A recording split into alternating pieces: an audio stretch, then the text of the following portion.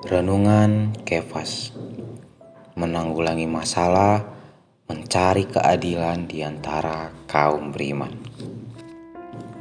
Dalam 1 Korintus 6 ayat 1-2 berkata, apakah ada seorang di antara kamu yang jika berselisih dengan orang lain, berani mencari keadilan pada orang-orang yang tidak benar dan bukan pada orang-orang kudus?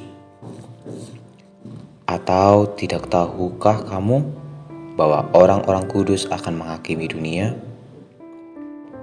Jika penghakiman dunia berada dalam tangan kamu, tidakkah kamu sanggup untuk mengurus perkara-perkara yang tidak berarti?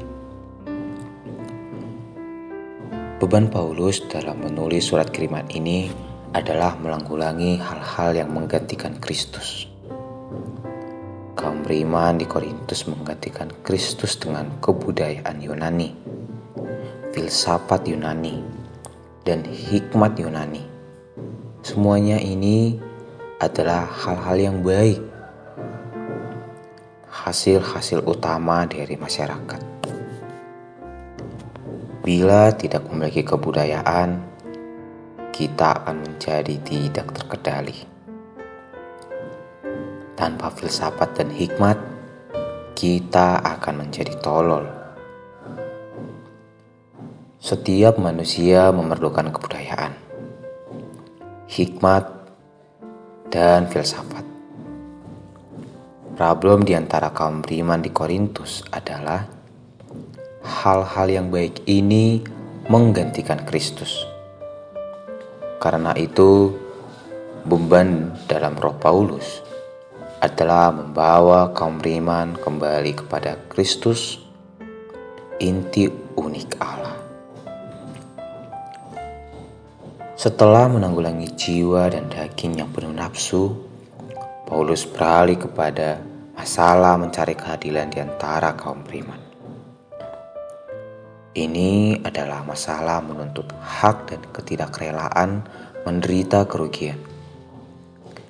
Bila kita jiwani dan bersifat daging, kita perlu menuntut hak-hak kita. Kita tidak sudi dipersalahkan oleh siapapun. Karena alasan inilah, Paulus menuliskan penanggulangan ketiga dalam surat kirimannya,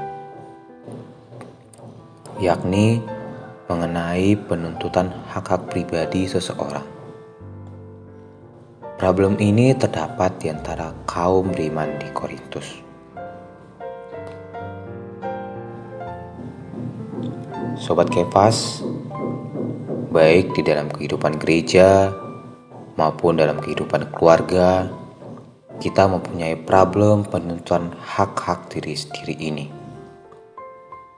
Dua orang saudara boleh jadi mempunyai problem satu dengan yang lain, dan masing-masing menuntut hak-haknya dalam masalah ini.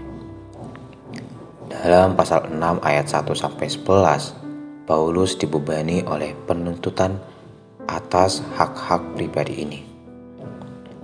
Perihal ini tersembunyi di dalam kita masing-masing. Kita masing-masing cenderung menuntut hak-hak kita dalam hal-hal tertentu.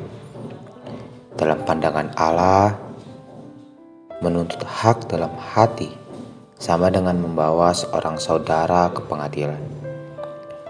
Penuntutan hak atas hak perlu dicabut dan ditanggulangi secara tuntas. Terang hari ini, dalam pandangan Allah, menuntut hak dalam hati sama dengan membawa seorang saudara ke pengadilan. Penuntutan atas hak perlu dicabut dan ditanggulangi secara tuntas. Kedua, kerelaan untuk dipersalahkan atau dirugikan adalah kerelaan untuk menderita kerugian. Belajar pelajaran salib, membayar harga untuk memelihara kebajikan Kristus. Doa hari ini. Berdoa agar Tuhan menyelamatkan kita dari hidup dalam jiwa yang dapat membuat nafsu daging masuk dan memicu kita untuk menuntut hak-hak kita.